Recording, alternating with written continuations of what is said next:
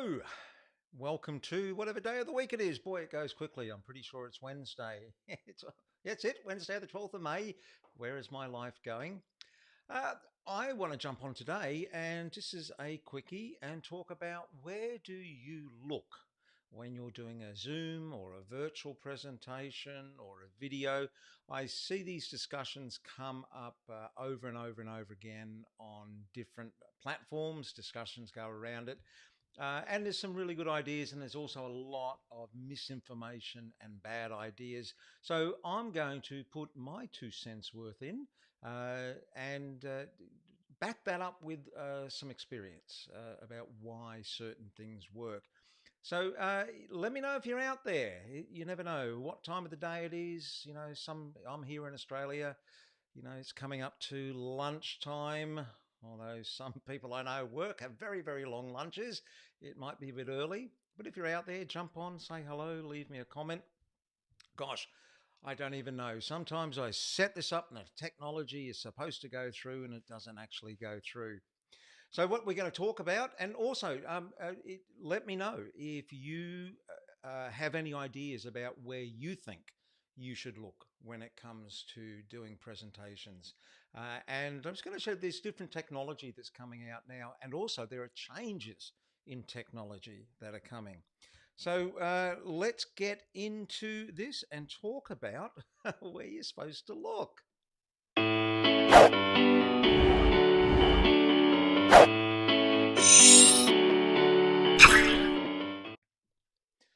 So, rule number one, when you are presenting in general, if you don't have any other good reason not to do this, you look straight down the barrel of the lens, just like I'm looking at you. Now, if you want to connect with your audience, how do you expect them to connect with you if you can't connect with them? And so this is where we do it. We do it through this little glass portal called the lens. And this it's funny, this glass portal, it's only glass, it's not kryptonite. So many people see the lens and they freeze up, and it takes away all their ability just to communicate like they do naturally. All of a sudden, it seems as though you should be someone else, or there's a new set of rules, or there's a way to do this. So, this is based upon decades, probably since the 1950s, television came out. Of course, they were doing it in film before, but in a medium where you were connecting to people live. They've been doing this for 70 or 80 years now. They've worked out that if you want to connect with someone, you look down the barrel of the lens. And you see this in TV productions, when it's a multi-camera studio shoot and somebody will be talking away and then they'll cut to the camera, but the person doesn't realize they've cut to a different camera, and they'll be talking off into the distance like this. And then you see this little light bulb go on in their head. They realize the red light on that camera's gone out, and they hunt for the red light. So you're always hunting for the red light, and that's the camera that's live. Now, if this wasn't the case, if there was a better place to look than down the barrel of the lens, the TV industry would have been doing it decades and decades ago. But they worked out early that this is what works, because there's a confusion. Now we're on Zoom and we have these multiple panels up there with pictures of different people. People are now thinking, oh, well, but this is like in an in-person conversation. Because if you were with a group of people, you would be making eye contact with all the different people. And that's certainly true. But this is not real life. We are working within this little rectangular frame here.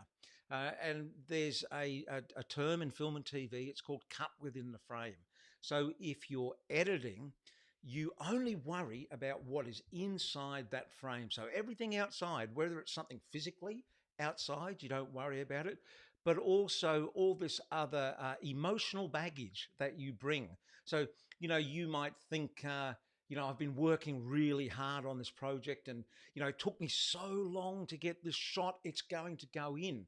That's this emotional baggage that you're bringing, but the audience only see and only care about what's on the inside of this frame. So when we're presenting and we're doing Zoom calls, and we see all these people on the screen, we go, well, hang on, how can I be communicating with them if I'm not looking at them? And I've heard other people say that I'm a people person and I need to look at the faces. Now, that's certainly true. If you're in a session where it's not broadcast or you're not presenting, uh, then generally, yeah, to be honest, it doesn't matter where you look. So if you were just having a general Zoom conversation and everyone was in small little squares, little rectangles over the screen, honestly, does it matter that you're looking down the barrel of the lens? No, not really. Now, you wouldn't want to be looking over here, right? Okay, that doesn't work. As long as it's in the general area, don't get hung up on it. This is particularly if you're having a conversation. Also, when you're doing live sessions like this, I mean, you have to drive the technology that's here. So there are going to be times when you're looking down and going, who's got their hand up and that. Of course, it doesn't matter if you're not looking down the barrel of the lens for that. However, if you are in a position where you're doing a presentation or a webinar, or if you're trying to make a point, you might be talking and looking around. But if you want to make a point, there is only one place to look, and that's down the barrel of the lens, just like I'm doing now. Let me do that again, and I'll do it over here. Do you know, if you need to make a point, there is only one place to look, and that is down the barrel of the lens. Which one worked better? I bet you it's the one that you connect with. So don't get hung up on this, and don't get. I see. I'll just share here. There's this new technology that's being developed. It's not a new technology. It's a camera. It's a little skinny camera, and it's just one of these options where people are going. I have my Zoom person on the screen, but I want to look at their face when I'm talking. So what you can do is you can just get these little cameras, hang them over the top of your screen. There are other versions.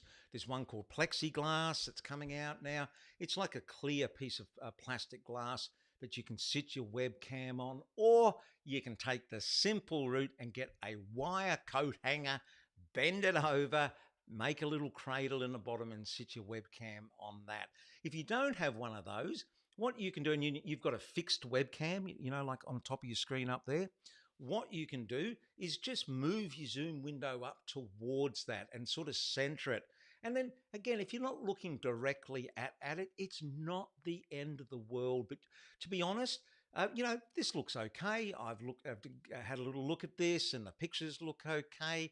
But, do you really need it? I don't know. Maybe if you're spending a whole lot of your time on Zoom, this would be a good investment. But right now, I wouldn't get too hung up on this, because also you've got to understand where this technology is going.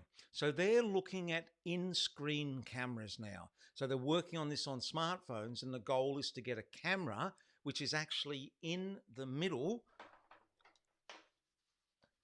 in the glass of your screen.